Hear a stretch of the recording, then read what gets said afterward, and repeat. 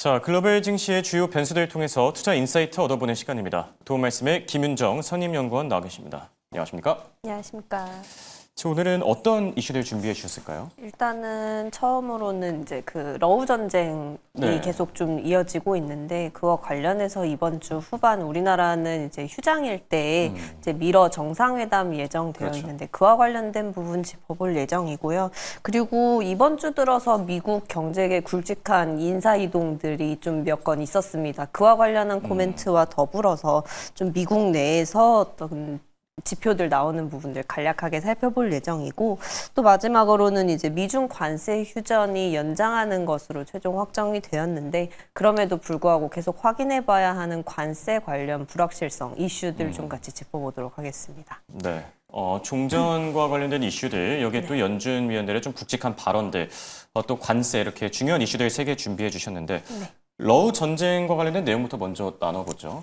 자, 밈 중에서 이런 얘기가 있더라고요. 할래 말래. 할래 말래. 자, 이런 게 있는데 종전 이슈를 보면 그런 생각이 들어요. 너희 종전 할래 말래. 지금 트럼프 대통령이 계속해서 압박을 하고 있는 맞습니다. 상황인데 미러 정상회담에서 좀 좋은 얘기들 나올 수 있을까요? 일단은 기대해보고 있는 부분은 애초에 미러 정상회담이 지금 2기 트럼프 행정부 들어서 처음 개최되는 것인데 네. 그 8월 6일에 먼저 이제 미국 측에서 러시아에다가 특사를 파견을 한 이후에 성사가 된 회담이다 보니까 그에 관련해서 앞서서 모종의 좀 논의가 있었지 않았겠느냐라는 부분들이 좀 얘기가 나오고 있는 상태이고요. 그래서 그런 부분들 때문에 이제 미러 회담이 이렇게 긍정적으로 흘러가게 된다면 나중에 이제 우크라이나의 젤렌스키 대통령까지 해서 3자 회담으로 좀 이어지지 않겠나라는 가능성까지 열어두고 있는 상황입니다. 근데 이제 문제는 이렇게 회담이 진행이 되고 뭐 종전으로 결론을 짓는 것은 좋은데 어떤 것으로 이제 푸틴 대통령을 설득했냐라는 부분이 좀 변수가 될 수 있을 것 같은데요. 지금 가능성이 높게 거론되고 있는 부분은 그 영토 교환과 관련된 부분입니다. 이 영토라는 것이 결국에는 지금 러시아가 최근에 트럼프 대통령이 종전 압박을 하면서 오히려 이제 우크라이나에 대한 공격 수위를 높이고서 진행이 되어 오고 있었는데 그러면서 그동안에 이제 점령했던 지역들 뭐 전략적인 요충지로서 여겨지고 있는 뭐 돈바스 지역을 포함을 해가지고 이제 우크라이나 동남부 지역들에 대해서 지금 통제를 하고 있는데 그 부분에 대해서 영토로서 좀 인정을 해달라라는 부분들을 이제 러시아 측에서 요구를 하고 있고 또 애초에 러우 전쟁을 촉발했던 직접적인 원인이 됐었던 이제 우크라이나의 나토 가입을 저지하는 그런 목표들을 이제 그동안의 러시아 푸틴 대통령 측에서 제안을 해왔었던 부분이기 때문에 이와 관련돼서 좀 어느 정도 요구를 수용하는 방향이지 않겠는가라고 예상을 해볼 수가 좀 있을 것 같습니다. 그렇다 보니까 유럽 증시는 생각보다 이런 부분에 있어서 상당한 경계감을 드러내고 있는 양상으로 나타나고 있고요. 그래서 우크라이나 영토가 아무래도 이제 러시아가 이제 유럽으로 진출하는 데 있어서 방파제 역할을 하고 있다 보니까 여기서 일부 영토 특히나 뭐 돈바스 지역이라든지 이렇게 경제적으로나 지리적으로 좀 중요성을 갖는 부분들이 이제 러시아 측으로 넘어가게 된다면 추후에 더 이제 좀 군사적인 긴장감을 높이지 않겠냐라는 식으로 좀 반응을 하고 있는 상태입니다. 그에 더해서 이제 국제유가 변동성도 아무래도 확대될 수 있는 여지가 있겠고요. 그렇다 보니까 지금 8월 아직 드라이빙 시즌이 종료되기 이전인 단계다 보니까 이제 그런 변동성에 노출이 되었을 때의 어떤 변동폭이 조금 더 커질 수 있다라는 부분은 염두가 필요할 것 같고요. 최근 또 브렌트유 같은 경우는 60불대로 좀 다소 안정화 구간에 더 접어들고 있는데 이런 지정학 변수가 다시금 또 자극을 할 수 있다라는 부분들 말씀을 드리고 어쨌든 뭐 러시아랑 긍정적인 협상 결과를 도출을 한다면 이제 국제유가 가격이 뭐 급격히 내려간다든지 뭐 이런 식으로도 벌어질 수도 있을 것이지만 결국에는 또 이제 또 미국이 계속 러시아를 이유로 해서 이제 인도라든지 이렇게 러시아산 원유를 수입하는 국가들에 대해서 무역 압박을 해왔었는데 그 국가들과는 좀 무역 합의에 있어서 진전을 좀 보일 수 있는 가능성도 열려 있다라고 볼 수가 있겠고요.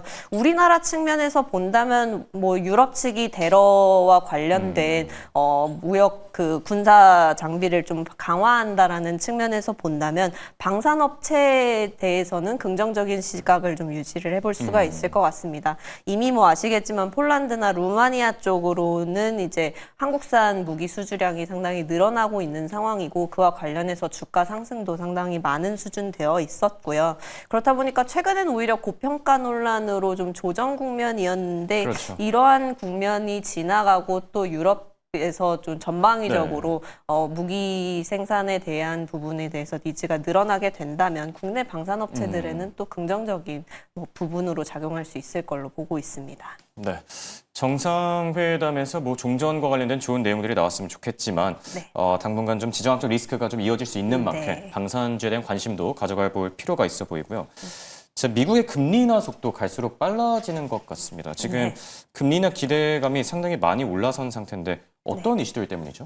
일단은 뭐 어제 바로 전에 나왔던 이제 CPI 발표가 네. 또 영향을 미쳤다라고 볼 수 있을 것 같고요. CPI 간략하게만 말씀드리자면 일단은 시장 예상치에 일단은 그 헤드라인 지수는 소폭 하회하는 지표가 발표가 되었고 이제 코어 지표 같은 경우는 소폭 상회하는 지표가 발표가 됐는데 전반적으로 뭐 서프라이즈 격의 지표가 나온 것은 아니다 보니까 전체적으로 봤을 때는 이제 금리 인하 가능성 앞서서 이제 고용 지표 나온 이후부터 분위기 반전되면서 그렇죠. 인하 가능성을 높여왔었는데 이런 부분들을 좀 더 자극할 수 있겠다라고 말씀드릴 수가 있겠습니다.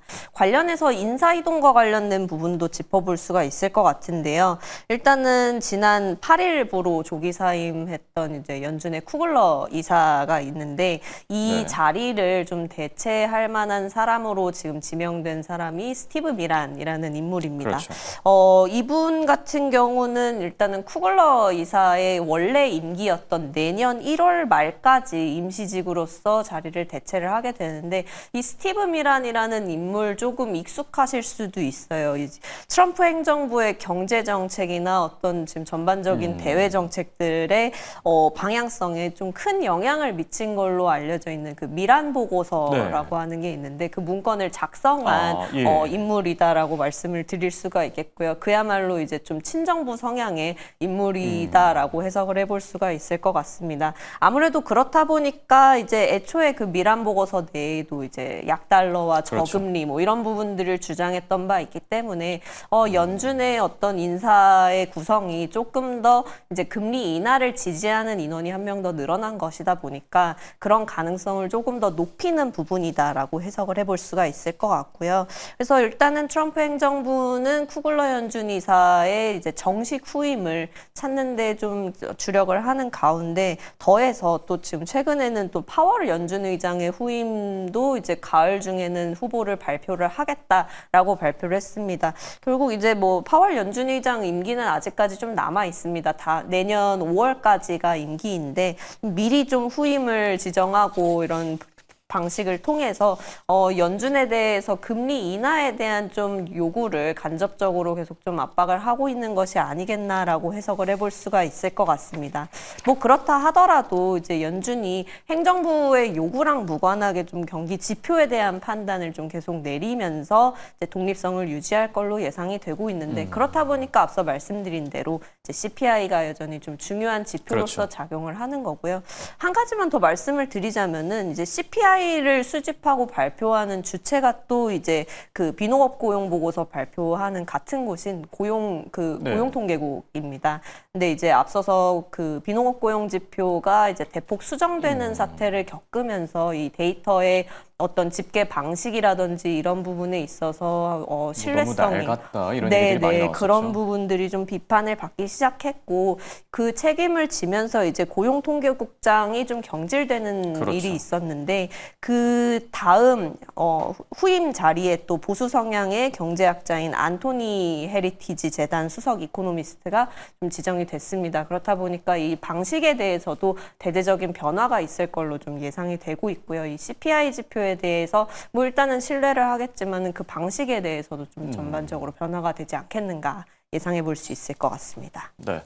자, 그리고 세 번째 변수로 앞서서 미중 관세 얘기를 짚어주셨는데 미중 관세와 관련해서 90일이라는 시간이 더 생기게 됐거든요. 네. 앞으로 어떤 변화들이 있을까요? 일단은 그 관세 휴정 기간이 늘어난 거는 일단은 뭐 1차적인 위기를 넘긴 네. 거라고 해석을 해볼 수가 있을 것 같고, 그래서 이제 11월 10일까지로 일단 그 기한이 연장이 되었는데, 그 기간 중에 또 그 우리나라 경주에서 개최 예정인 에이펙 정상회의에서 아무래도 이제 미중 정상 간의 만남이 좀 예정돼 있지 않을까. 그게 한 10월 말에서 11월 초 정도가 될 것 같은데, 그때 어떤 모종의 협상 결과를 도출하지 않겠는가라는 부분이 이제 언급이 되고 있습니다.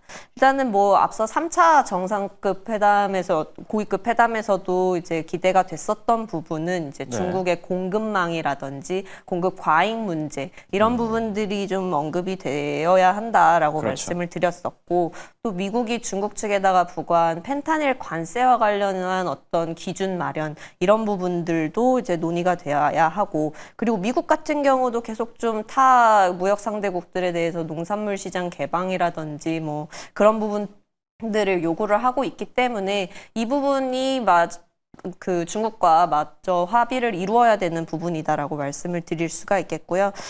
시장이 아직 좀 그럼에도 불구하고 아직까지 계속 좀 우려의 시각을 가지고 가고 있는 이유는 이 트럼프 관세 부과에 있어서 좀 들쭉날쭉한 기준에 있다라고 말씀을 드릴 그렇죠. 수가 있을 것 같습니다. 뭐 그 예를 들어서 이제 일본이나 인도와 같은 국가들 들 수 있는데, 이 일본 같은 경우는 일본 정부의 그 관세 계산 방식이랑 미국 정부 측이 계산한 방식이 좀 차이를 네. 보인다라는 점이 뒤늦게 좀 발견이 되면서 화들짝 놀라더라고요. 네, 일본 측이 뭐 특사를 파견을 했는데 별다른 성과 없이 돌아오는 그렇죠. 그런 일이 있었고, 인도 같은 경우는 앞서 말씀드렸지만 이제 러시아산 원유 수입을 이유로 이제 고율 거의 2배 관세를 때려맞게 됐죠. 부과를 했는데, 막상 이제 러시아산 원유 가장 많이 수입하는 국가인 중국의 경우에는 이제 이런 조치를 취하지 않았다라는 점에서 좀 일정한 기준이 아니다. 그리고 특히나 이제 뭐 인도나 일본 같은 경우는 기존에 이제 미국 입장에서 봤을 때 우방국에 해당하는 동맹국에 해당하는 포지션이었는데 오히려 고강도 견제를 하고 있고, 중국이나 러시아에는 이제 협상을 앞두고 완화적 기조를 펼치고 있다 보니까 그런 부분들이 이제 뭐 약달러를 야기를 할 수가 있고요. 투자 관점에 있어서 미국 국채 수요의 어떤 부진을 야기할 수 있는, 결국에는 그런 부분들이 금융시장의 불안을 좀 야기할 수 있기 때문에 그런 부분은 좀 염두를 해두셔야 될 것 같다 말씀드리고 있습니다. 네. 자, 관세 관련 이슈들까지 살펴봤는데, 그렇다면 국내 증시는 어떻게 보고 계신지 궁금하거든요. 우리 증시 오늘 좀 잘 가질 수 있을까요? 일단은 뭐 계속 좀 3,200포인트 그 전후 레벨에서 계속 네. 좀 정체가 되어 있고, 최근 같은 경우는 이제 5월부터 증시를 끌어올렸던 정책 기대감이 조금은 좀 소강 상태에 그렇죠. 접어드는 모습입니다. 그렇다 보니까 이제 뭐 아무래도 남아있는 것들은 이제 실적 혹은 이제 뭐 테마성으로 움직이는 그런 부분일 텐데, 실적과 관련해서는 2분기 실적 발표 기간 이번 주 마지막 막바지에 접어들면서 이제 코스닥 중소형주들이 대거 좀 실적 발표를 앞두고 있다라고 볼 수가 있겠고요. 최근 실적 발표 이후에 유의미한 센티먼트 개선이라든지 주가 상승 보이고 있는 섹터로 이제 게임이나 뭐 엔터 이런 부분들 주목하고 있는데, 이 부분 특히나 이제 앞서 말씀드렸던 관세와 관련된 이런 불확실성으로부터 상대적으로 좀 관련성이 적다라는 측면에서 불확실성에 노출되는 그런 부담이 조금은 적다라는 측면에서 주목해 보시면 좋을 것 같습니다. 한미 관세 협상 이후로 조선 협력 프로젝트 관련해서 조선 기자재 쪽도 계속 좀 기대감 가지고 있는데, 피팅 업체는 아무래도 철강 관세에 노출이 있다 보니까 냉매제 기업을 상대적으로 선호한다 정도 말씀드릴 수 있을 것 같습니다. 네, 자 이렇게 국내 증시에 대한 점검까지 나눠봤습니다. 지금까지 도말씀의 LS증권의 김윤정 선임연구원과 함께했습니다. 감사합니다.